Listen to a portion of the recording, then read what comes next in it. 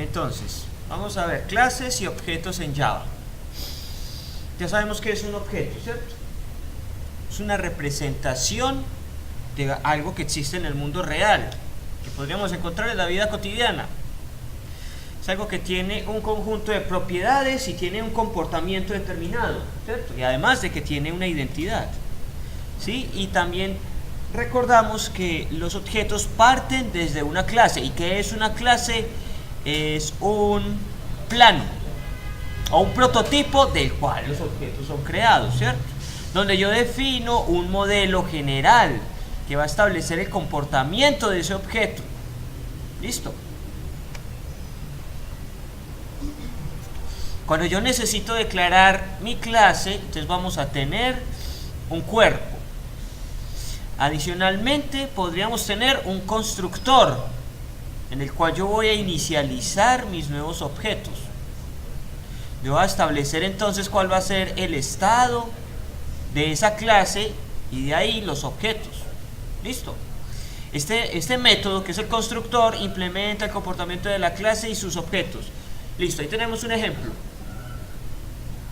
¿Qué dificultades se encuentran con ese ejemplo, muchachos?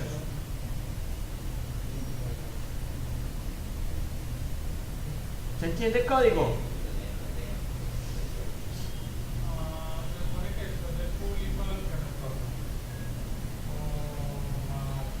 Sí. Especialmente en los métodos. A ver, en este punto, me faltó el dibujito. Bueno. Acá vamos a poner que retorna. Si el método retorna algo, pues pondré el tipo de dato. Public puede ser, retorna un dato tipo entero, int, y el nombre del método. Si hay parámetros de entrada, y abro el bloque. Si el método no retorna nada, es ese ejemplo que está acá. Public void. No retorna nada, pero alguna función realizará. Void. Y el único caso en el que un método no tiene ni retorno ni tipo de dato es el constructor. ¿Cierto? Fácil hasta ahí, ¿no es cierto? Entonces yo primero defino el nombre de la clase, establezco cuáles van a ser los campos, en este caso tengo 2 campos. Aquí aplican los mismos modificadores de accesos que hemos visto, o sea, los públicos que aplican para el objeto. O sea, yo creo un objeto de esta clase y al darle punto tendré disponible esos campos. Privados, únicamente disponibles al interior de la clase. Y protegidos, disponibles además de la clase para los herederos, ¿cierto? Listo, lo mismo de siempre. Defino el modificador de acceso, el tipo de dato y el nombre del atributo o del campo, ¿sí? La variable que voy a estar manipulando al interior. Después, el constructor. Y aquí también aplican los conceptos de sobrecarga. ¿Cierto? ¿Recordamos qué es la sobrecarga? El nombre lo dice, sobrecargar algo. Sobrecargar, borremos esto. Sobrecargar es, yo defino un método. Tenemos este método que se llama incrementar tamaño. Incrementar tamaño. Yo puedo volver a crear ese método. Public void increase size. Para que se pueda sobrecargar ese método, o sea, definir otra forma de usar el método. Tengo que cambiar los parámetros de entrada, o poner más parámetros de entrada, o cambiar el tipo. Float i, por ejemplo, float x es el mismo método, tiene el mismo nombre, es igualito. Lo que lo está diferenciando es el total de datos de entrada, los parámetros. Y eso es la sobrecarga, ¿cierto? O sea, invocar un mismo método pero decir, ese método puede trabajar de una forma, puede trabajar de otra forma, puede trabajar con un dato de entrada, con dos datos de entrada, con tres, con cuatro, con cinco. ¿Listo? Perfecto. Entonces defino mi constructor y recuerden, la característica del constructor es el nombre del constructor, es el mismo el de la clase, tal cual, con inicial mayúscula, como esté definido en la parte superior. ¿Listo? Y el constructor puede llegar a tener parámetros de entrada. 1, 2, 3 o ninguno, lo que sea necesario. ¿Listo? Y usualmente el constructor está concebido para que esos atributos que yo defino en mi clase sean inicializados. Lo que estoy haciendo es decir, el atributo site recibe mi parámetro de entrada. Hágalo acá. Mi atributo color recibe el star color. Es el atributo de entrada del constructor. Entonces, al momento en el que creen un objeto por este constructor, me tienen que entregar dos datos. Y me tienen que entregar dos datos tipo, el primero entero y el segundo tipo string. Si no me proporcionan esos datos, no puedo crear el objeto, ¿cierto? Muy bien. Adicionalmente puedo poner tantos métodos como sean necesarios, y esos métodos pueden modificar mis atributos. Mis métodos pueden tener datos de entrada o no los pueden tener, dependiendo de la lógica que implique el ejercicio. ¿Listo? Y cuando invoque este método, pues tendré que entregarle tal cual lo que él me está solicitando acá, lo que he diseñado. ¿Listo? Claro, está ahí. ¿Sí o no? Fácil. Ahora lo que necesito introducir es cómo se representa una clase. Porque clases hemos visto en C#, en PHP y la estamos viendo en Java. O sea, eso aplica para todo lo que utiliza el paradigma de programación orientada a objetos. La pregunta es, ¿cómo se representa una clase? Si aplica para tanto lenguaje de programación, en forma general, ¿cómo determino una clase? Entonces, para eso vamos a utilizar un estándar unificado, un lenguaje unificado de modelo. Dime.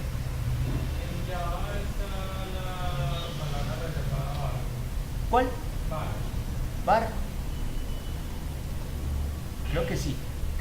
No, bar o... Creo que sí, no lo recuerdo bien. Está object.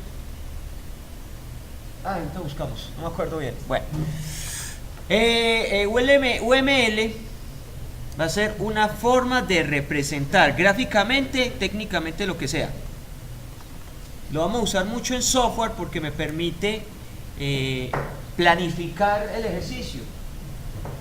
Es decir, mi programa se va a comportar de esta forma, va a tener tal interfaz gráfica, va a tener un modelo relacional que se comporta de este estilo y vamos a tener unas clases con ciertas características. ¿Ustedes no vieron eso en preanálisis o análisis? De diagrama de clases, UML. No se mencionó. Bueno, no importa. Entonces vamos a mencionarlo acá. UML me va a decir que para representar una clase lo voy a hacer por medio de una caja de este estilo. UML es graficación, ¿cierto? Graficación de un sistema. En este gráfico, para las clases, voy a tener este rectángulo. Se va a dividir en tres secciones. El compartimiento que está en la parte superior va a contener el nombre de la clase.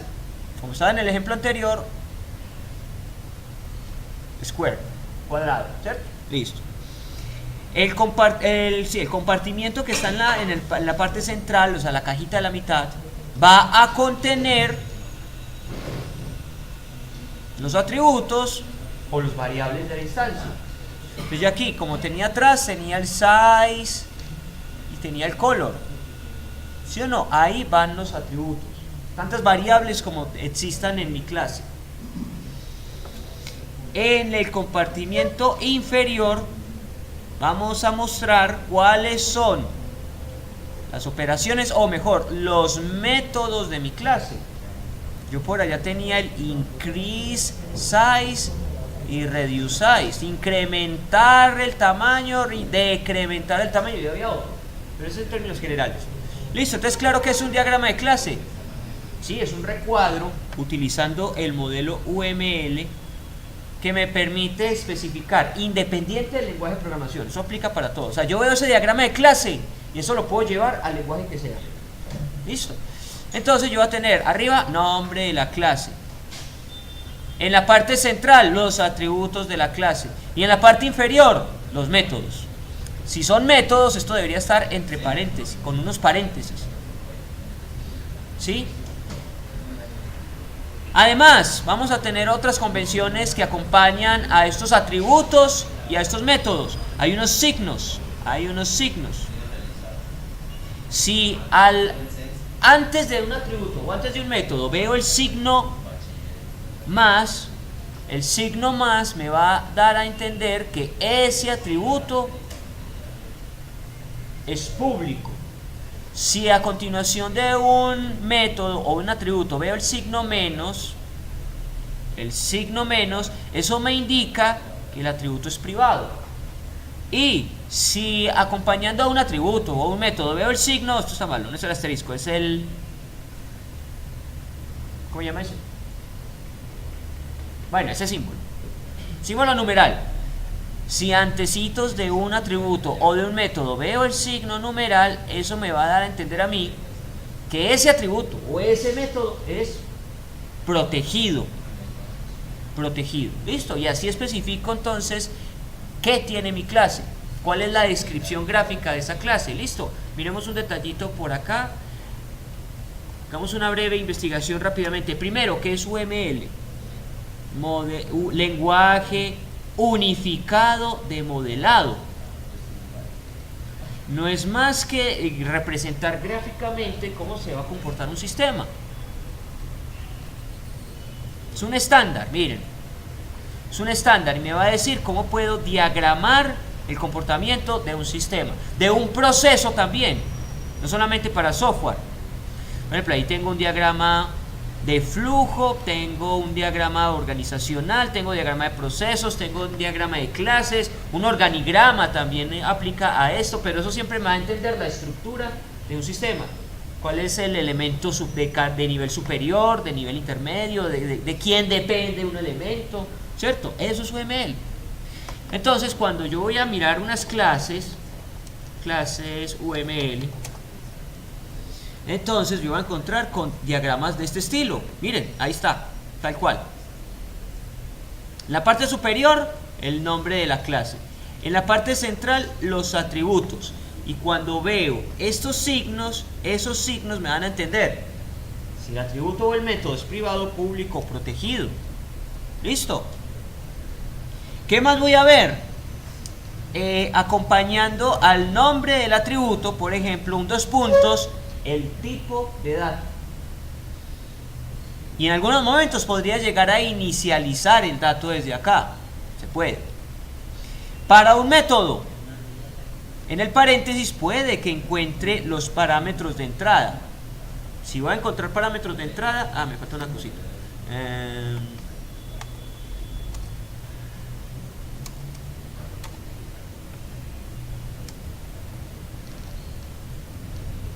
Listo, ahora sí por allá. En algunos momentos yo voy a encontrar cosas de este estilo. Voy a encontrar un método público, decir edad, o pongamos por aquí un método que diga cambiar nombre. Dentro del paréntesis encontraré algo de este estilo. ¿Y eso qué significa? Que ahí hay un parámetro de entrada. El parámetro de entrada se llama n y es de tipo string. En el método, después del dos puntos, lo que va a encontrar es si ese método retorna algo. Y si lo retorna, ¿de qué tipo? ¿De qué tipo me retorna ese método? ¿Listo? Si no veo nada acá, o a veces directamente le ponen el void, no retorna nada. ¿Listo? Y hasta cierta medida eso se va a parecer mucho a un diagrama entidad-relación. O mejor, un modelo relacional de una base de datos. Porque en últimas, muchas de mis clases van a reflejar la estructura de una tabla. Miren lo que tengo acá. Tengo una clase llamada persona, tiene un atributo privado por el signo menos. El atributo es nombre, es tipo, es string. Esa clase persona tiene 3 métodos. Ahí estoy mostrando el constructor. Debería ser exhaustivo y mostrarlo todo. El constructor, si hay sobrecarga. El constructor es público, no tiene parámetros de entrada y no retorna nada. Eso es lo que interpreto de este diagrama de clases. ¿Listo?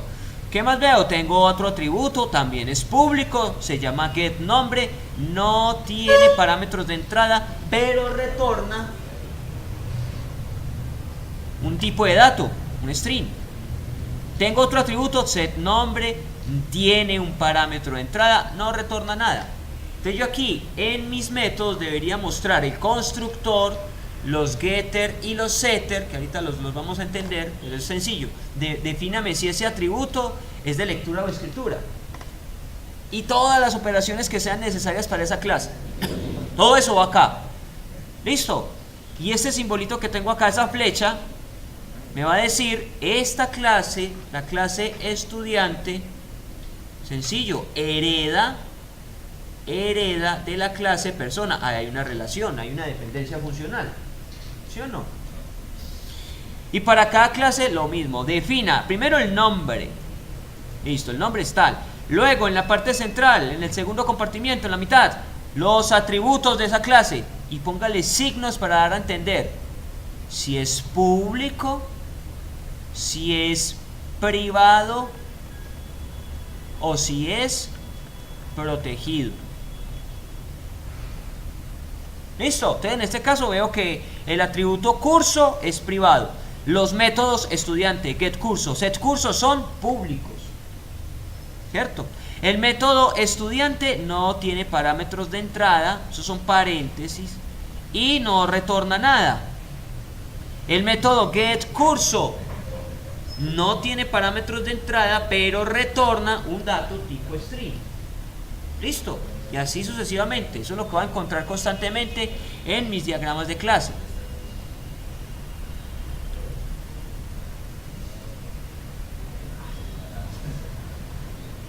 Y yo defino todo lo que necesite en mi sistema. Vean que aquí hay varios.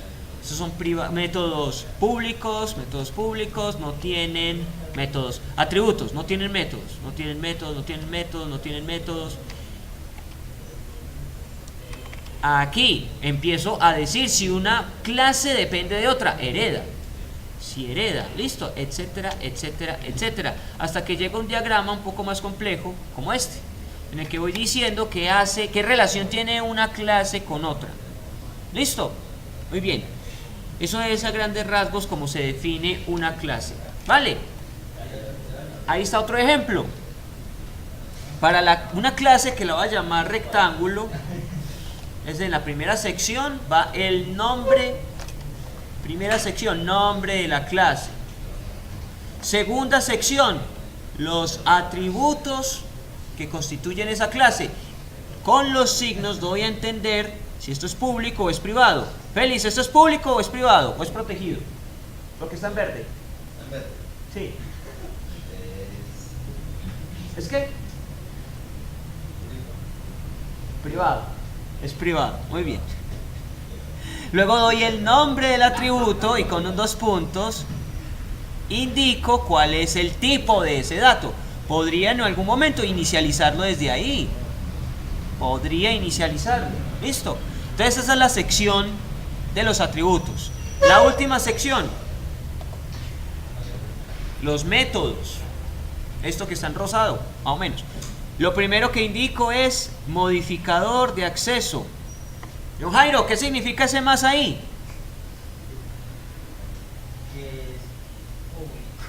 Que es público, muy bien, excelente. Luego doy el nombre del método, indico si ese método tiene parámetros de entrada, si los necesita, los pongo, si no, abre y cierre paréntesis, ¿cierto?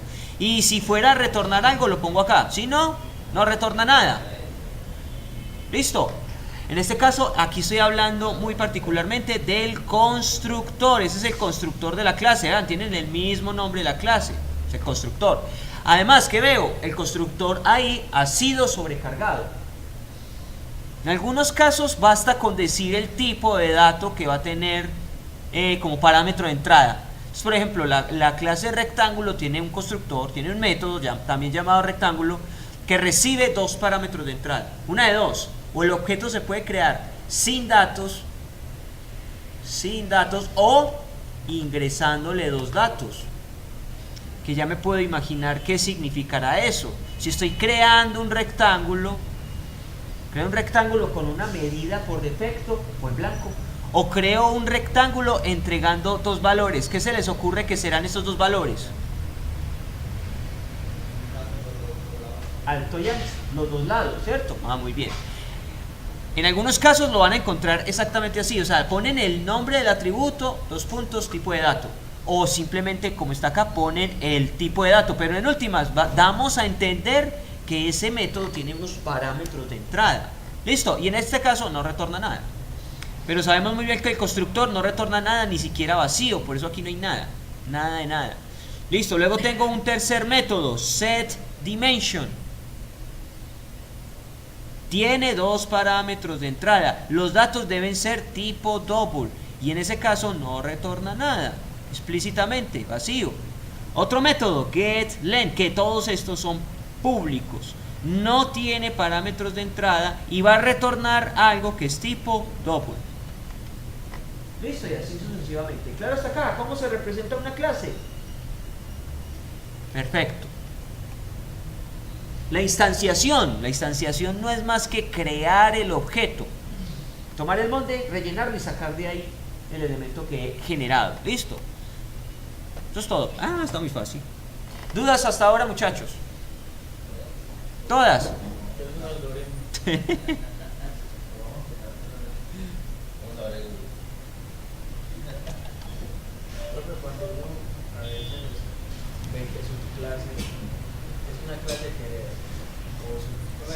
Una subclase es la que la IP. Ay, se me estaba pegado. 10.9.34.148. 148, listo. Muy bien. Ahora implementemos eso. Vamos a crear un nuevo proyecto en Java.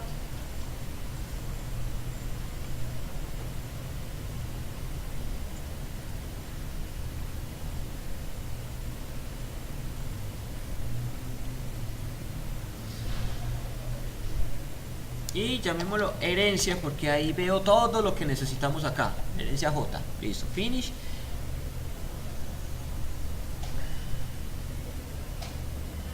Muy bien, entonces lo primero que hacemos es definir cuál va a ser la interfaz gráfica de esto. Entonces voy a crear un nuevo formulario de Java.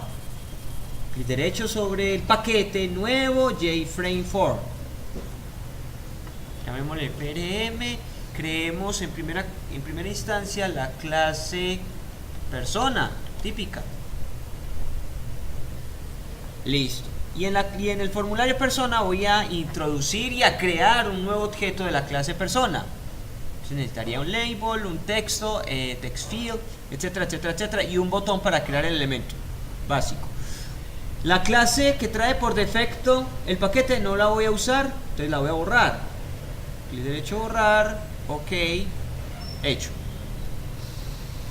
Ahora debo definir la clase. Esto solamente con lo que va a interactuar el usuario, pero para poder manipular adecuadamente los datos, preferiblemente definamos eso en una clase. Entonces voy a crear una nueva clase sobre el paquete, clic derecho, nuevo, y me voy a una clase de Java. Le pongo el nombre, quiero crear la clase persona y finish. Entonces él me trae el modelo general, public class persona. Listo. En la parte superior, aquí debo definir los atributos, los campos de mi clase. Después deberíamos poner el constructor. Y finalmente pondremos los métodos. qué acciones va a llevar a cabo mi objeto. Entonces, atributos. Primero indicamos si el atributo es público, privado o protegido. Por ahora yo los voy a poner privados. Luego el tipo de dato. Y finalmente el nombre del atributo. Listo, y así sucesivamente puedo continuar con los otros atributos que sean necesarios. String, nombre.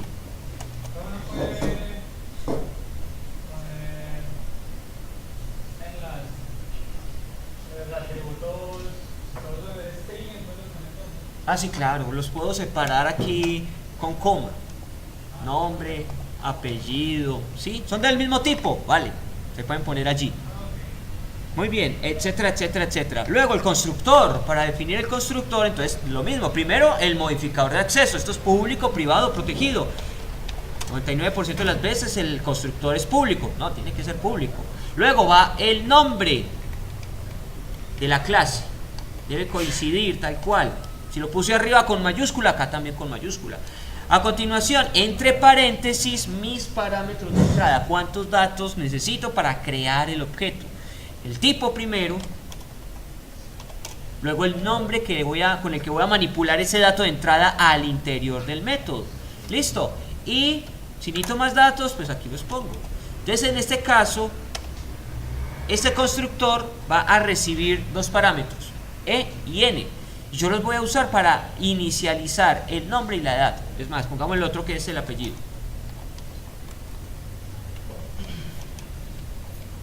Listo. Ustedes saben, necesito 3 datos. Creo un bloque. Listo, bloque creado. No, ese string sí es en mayúscula. ¿Y qué vamos a hacer al interior?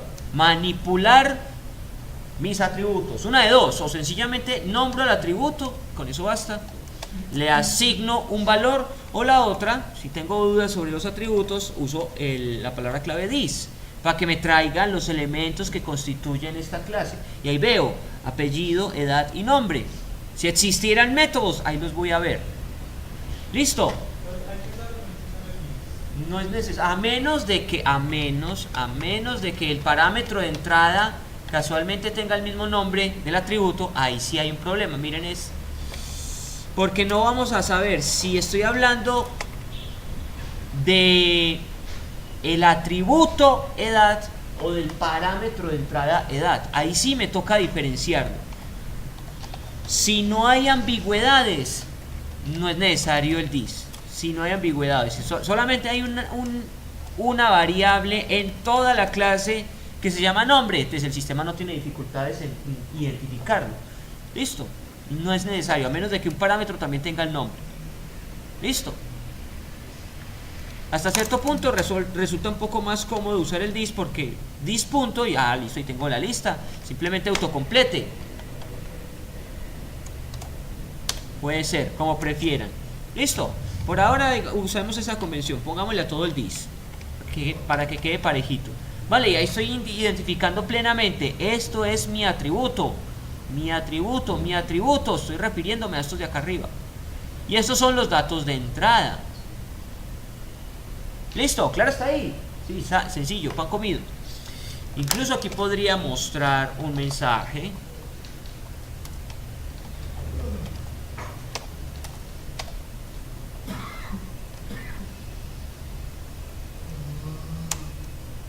Y decir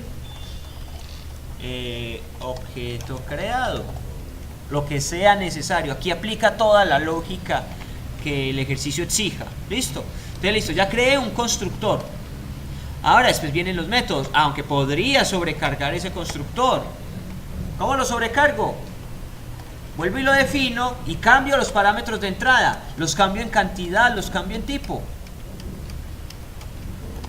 Pongamos que solamente voy a recibir la edad, entonces los otros valores se los asigno por defecto.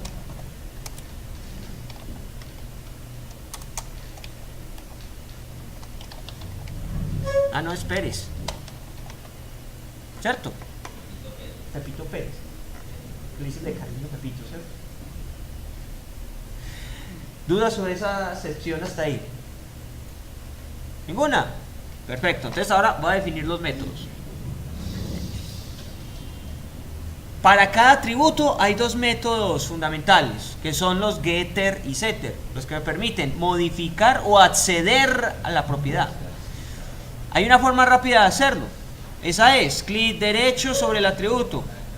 Luego me voy a la opción refactor. Y en refactor vamos a decir encapsular campos. Entonces al encapsular campos, miren, ahí está. Él me propone crear múltiples getter y crear múltiples setter. ¿Para qué? Para todos y cada uno de los campos, de los atributos de mi clase. Aquí de una vez podría cogerlo todo. ¿Listo? Entonces estoy diciendo, el atributo de edad, el campo de edad, se puede obtener y se puede modificar. El get es, dígame qué hay en la edad. Get. Y el set, bueno, la edad la vamos a asignar en tal número. Esos son los getter y esos son los setter. Listo. ¿Qué hay que tener en cuenta aquí? Tienen que estar muy pendientes especialmente de estos dos últimos campos. Porque aquí voy a decir cuál es la visibilidad del campo, o sea, cómo arrancan esos campos. Y cuál va a ser la visibilidad del método que accede a esos atributos. El accessor va a ser el nuevo método. Y esos métodos usualmente pueden ser públicos, pero si necesitan cambiarlo, ahí tienen la lista disponible. Eso dependerá del diagrama de clases. El diagrama de clases les dice cómo se comporta eso. Listo. Entonces aquí usualmente va a ser privado, pero miren, puede ser público o protegido. Lo mismo acá. Público o protegido. Listo. Muy bien, entonces después de que he seleccionado todo, yo necesito que la edad se pueda obtener y se pueda modificar. Lo mismo el nombre, lo mismo el apellido. Refactorizo. Y él automáticamente, velos ahí, creó un conjunto de métodos. ¿Y qué características tienen esos métodos? Todo lo que sea get no tiene parámetros de entrada, pero si retorna algo, tipo entero, tipo coincide con el tipo del atributo. Edad, entonces la edad se va a ser retornada, es de tipo entero, coincide. Me va a decir qué valor hay en la edad. Ese es el getter, get edad. Y el setter, el set edad, tiene un parámetro de entrada, debe ser de tipo entero, no retorna nada. ¿Y qué hace? ¿Qué me retorna? Nada. El parámetro de entrada, que también lo llama edad, ahí sí ven, él sí hace la diferencia. El atributo de edad, que está arriba, se le va a asignar la variable edad, el parámetro de entrada. Listo, y hace exactamente lo mismo para los demás atributos. Entonces cada uno va a tener su get, retórneme qué hay en el atributo, y va a tener su set. Espero un parámetro de entrada para asignarlo a mi atributo. Listo. Y esos son los getter y setter. Ya habíamos visto algo de esos en términos generales. Cuando tenemos un text field, los text fields tienen get set, get text y set text, ¿cierto? Eso es lo mismo. Obtenga qué hay en tal atributo, modifique lo que está en el atributo. Listo. Y después de todos estos getter y setter, puedo poner otros atributos donde tengamos alguna operación especial. Public, y voy a retornar, por ejemplo, un string. Voy a llamar mostrar detalles. No necesito parámetros de entrada, creo el bloque. Y aquí lo que yo voy a hacer es mostrar una ventanita, una de estas.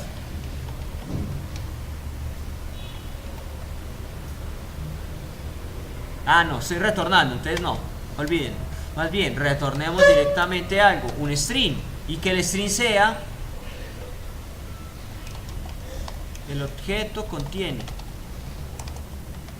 concateno con el atributo nombre, concatenado con el atributo apellido y concatenado con el atributo edad. O sea, tráigame todos los datos que están al interior de mis atributos. Listo, claro, está ahí. Y recuerden, aplica todo el procedimiento que sea necesario. Sume, reste, multiplique, divide, Listo, muy bien. Ya definí la clase. La clase no es más que el plano general, el molde del que van a salir los otros objetos, ¿cierto? Entonces ahora lo que falta es crear objetos de esa clase, hacer uso de esa clase persona. Eso se hace en un formulario o en cualquier elemento del programa. Aquí necesito 3 parámetros de entrada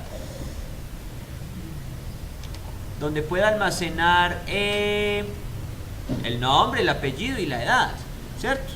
Esto debería quedar algo más o menos así: nombre, apellido y edad.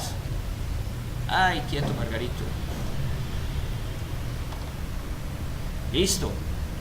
Pongámosle nombres a cada uno de los text field. Cambiar el nombre de la variable. Esto debería ser txt nombre. Listo. Y el texto lo voy a dejar en blanco, porque para que sea el usuario el que tenga la posibilidad de escribir el dato ahí. Listo. Esto lo va a llamar txt apellido. No va a tener texto. Y aquí vamos a poner, tampoco hay texto, el txt edad. Listo. Y aquí que el usuario vea continuar, por decir cualquier cosa. Pongámosle un nombre adecuado. Esto debería ser un btn calcular. Listo, ya está preparada la interfaz. Ahora quiero que al momento de darle clic al botón continuar se cree un nuevo objeto de la clase persona y ahí queden almacenados todos mis datos. Entonces doble clic en continuar y ahí empiezo a programar. Necesito crear un objeto de la clase persona. Entonces invoco el nombre de la clase persona. Después el nombre del objeto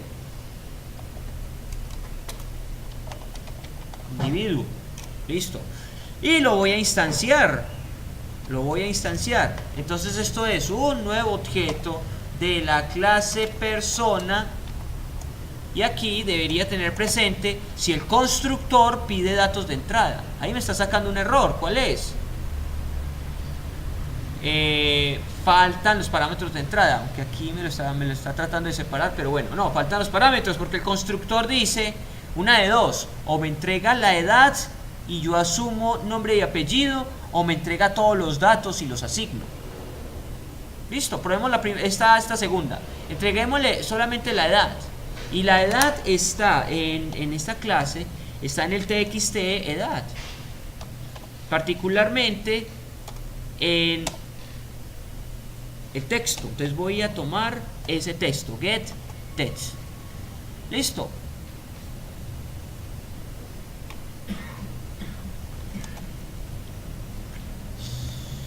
¿Por qué me lo quiere separar?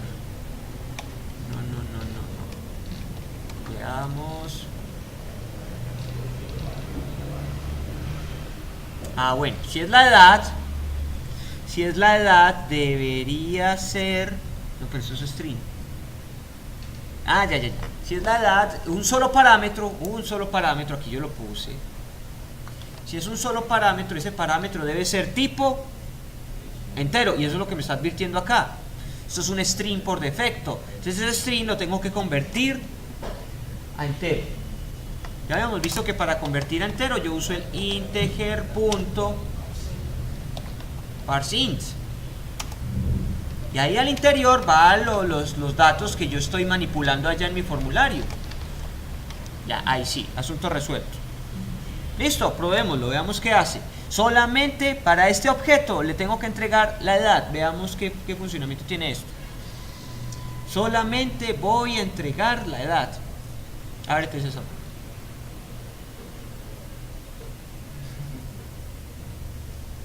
Edad, me voy a preocupar solamente de la edad. Continuar, entonces ¿qué hace? Objeto creado.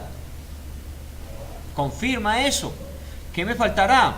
Hacer uso de los otros métodos para ver qué hay al interior de mi clase. Por ejemplo, aquí solamente puse esto, objeto creado. Pero si quiero ver el contenido de todo, podría invocar al método mostrar detalles que me da esa información.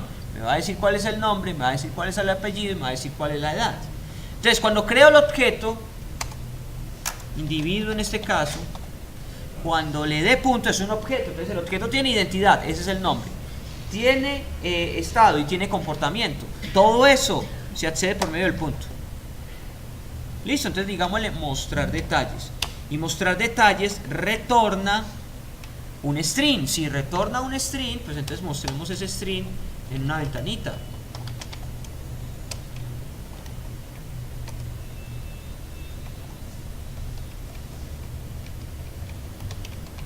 Y el contenido de esta ventanita va a ser, todo esto sobra en realidad, lo que me retorne el método mostrar detalles, que sabemos es un texto, es un string, es esta carreta. Listo, vuelve y juega, toma 2. Que cierre este primero. Ahí. Solamente le voy a poner la edad, 19, continuar, objeto creado, invoco al método. E invoqué al método mostrar detalles. ¿Qué hace? El objeto contiene Pepe Pérez 19. ¿Y por qué Pepe Pérez si yo no le entregué ningún nombre? Porque están por defecto. ¿Yo dónde los puse? En el constructor. ¿Cierto? A menos que yo cree el objeto con los otros parámetros de entrada, que son la edad, el nombre como tal y el apellido, ahí sí los va a tomar. Entonces, por ejemplo, acá voy a crear el objeto de otra forma. El primer dato es entero, hecho. El segundo dato va a representar el nombre. Entonces eso está en el txt, el nombre, propiedad. Aquí me falta una mayúscula. Sí, todos los puedo poner todos de una vez. Get text. Y coma el txt apellido punto get text. ¿Cierto? Entonces esta vez, al momento de crear el objeto, él necesita todos los datos. Entonces por aquí voy a poner un nombre, por aquí voy a poner un apellido, pongo la edad. Continuar, crea el objeto. Luego invoca el método mostrar detalles. El objeto contiene, claro, tal cual lo que yo ingresé. Eddie Smith, de 19 años. Listo. Claro, está ahí. Pan comido.